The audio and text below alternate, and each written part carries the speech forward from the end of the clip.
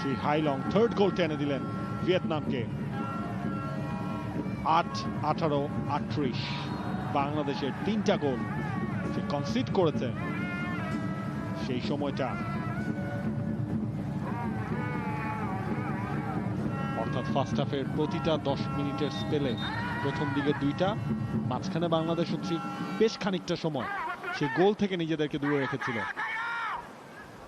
এবার তারাও আর পারল না। হামজা চৌধুরী ফাউল কল করা হয়েছে।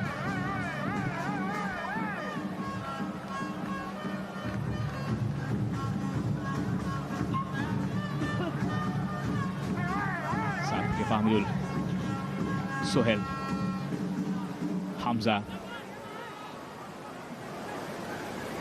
কেউ নেই ওপাশটায়। বহুদিন বাদে বাংলাদেশ ম্যাচের ফার্স্ট হাফে 3 গোল হজম করে বসছে এবং সবশেষ ঘটনাটা 2023 সালের নভেম্বর মাসে অস্ট্রেলিয়ার বিপক্ষে। তারপরে বাংলাদেশ অস্ট্রেলিয়ার মুখোমুখি আরো হয়েছে, কিন্তু বাংলাদেশ সেই সব ম্যাচেও লড়াই জমিয়েছে। এরপর তো আপনার বাংলাদেশ 3 গোল কনসিডার করলো সেই হংকং এর সাথে ম্যাচটা আপনি বলতে পারেন একেবারে শেষ মুহূর্তে এসে। আপনার প্যালেস্টাইন এবং লেবানন গেছে আওয়ে ম্যাচগুলো, ভুলে গেলে চলবে না। সেটা ম্যাচ ওই এশিয়ান কাপ কোয়ালিফায়ার্সে, অর্থাৎ এর আগের বারের এশিয়ান কাপ কোয়ালিফায়ার্সের ম্যাচ ছিল সেটা।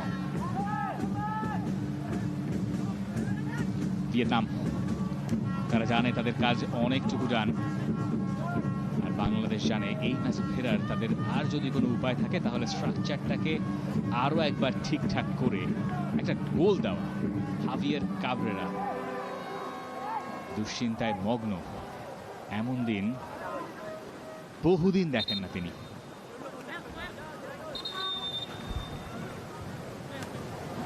বাংলাদেশের ডাগ আউটে 37টা ম্যাচ কোচিং করিয়েছেন, 10 জয় 10 ড্র এবং 17টা হার তার রেকর্ড বুকে রয়েছে। এবং এই পর্যন্ত তার সাকসেস যদি আপনি হিসেব করেন 2023 সাফ, সেখানে বাংলাদেশকে সেমিফাইনালে পৌঁছে দেয়া, ঘরের মাঠে ইন্ডিয়াকে হারানো, এই দুটাই আসলে রিমার্কেবল মোমেন্ট হিসেবে আপনি বলতে পারবেন। বাংলাদেশ দল এই মুহূর্তে ঢুকছে, তারই কাজেও কিছুটা মরচে পড়েছে বলে মনে হচ্ছে।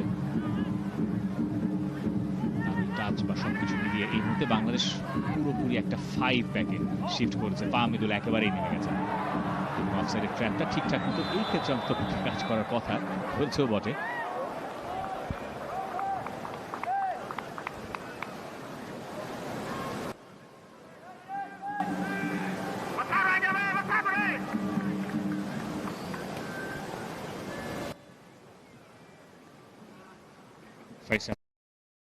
প্রায় শেষ দিকে ম্যাচ, এবং যে ম্যাচের ফার্স্ট হাফে বাংলাদেশ সুবিধা করতে পারেনি একেবারেই। শাকিল আহাদ তপু আরো একটা মিস পাস, পরে অবশ্য বলের দখল নিয়েছেন তিনি।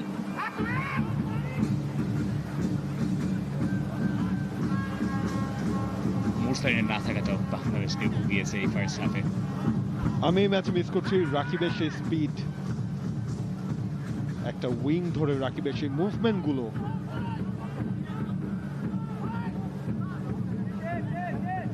সেই রাকিবকে পাওয়া যাচ্ছে না কার্ড নিষেধাজ্ঞায় সিঙ্গাপুরের এগেইনস্ট ম্যাচটায়। সে কারণে হাভিয়ার কাবরেরা এই ম্যাচেও তাকে রাখেননি, লজিক্যাল, কারণ এই ম্যাচটা যেহেতু প্রস্তুতি সেই ম্যাচের। বাংলাদেশ ডিফেন্স লাইনে আরো একটা সাপ্লাই, এবার ক্লিয়ার হলো সাদউদ্দিন, তিনি ক্লিয়ার করলেন। যে জায়গা থেকে ডিফেন্স লাইনের পেছনে পাসটা দেওয়া হয়েছিল সেটা আপনাকে বলে দেবে টেকনিক্যালি আসলে কতখানি ভালো এই ভিয়েতনামের ফুটবলাররা। সেই ভিশন তাদের ছিল, এবং পরে গিয়ে সাদউদ্দিন সেখানে বলটা ক্লিয়ার করেছেন একটা থ্রোইনের বিনিময়ে। 3 গোল বাংলাদেশ হজম করেছে, তার ভেতরে 2টো সেট পিসে, একটা আত্মঘাতী তার ভেতরে আবার, এবং অন্যটা ওপেন প্লে থেকে। ফাহিম দৌড়ে পারবেন না, পারার কথা ছিল না।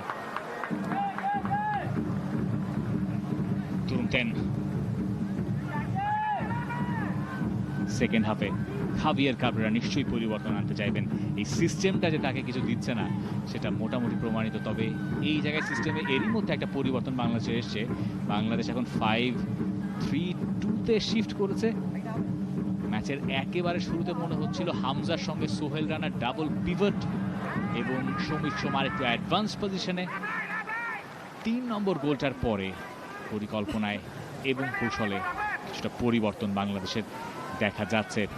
But is it too little too late? এর আগে হংকং এর এগেইনস্টে আমরা দেখেছিলাম 5 ম্যান ব্যাকলাইন নিয়ে বাংলাদেশ নেমেছিল অ্যাওয়ে ম্যাচটায়। সেই ম্যাচে বাংলাদেশ ড্র করেছিল 1-1 গোলে। তারিক কাজী বেশ ভালো একটা সাপ্লাই দিয়েছেন, তবে সমীর সোমের এই পাসটা ঠিকঠাক হয়নি, খুঁজে পাননি তার টিমমেটকে। তারপর বলটা চেজ করছেন, হামজা ছুটে গিয়েছেন রাইট সাইডে। ফামিদুল, হামজা সাপোর্টে রয়েছেন। ফামিদুল চেজ করছেন, গোল কিক। রেগুলেশন টাইম শেষ। দেখুন, ডিফেন্স লাইনে যদি হাভিয়ার কাবরেরা কোনো চেঞ্জ করতে চান তাহলে আসলে খুব বেশি যে অপশন রয়েছে তেমনটা কিন্তু নয়।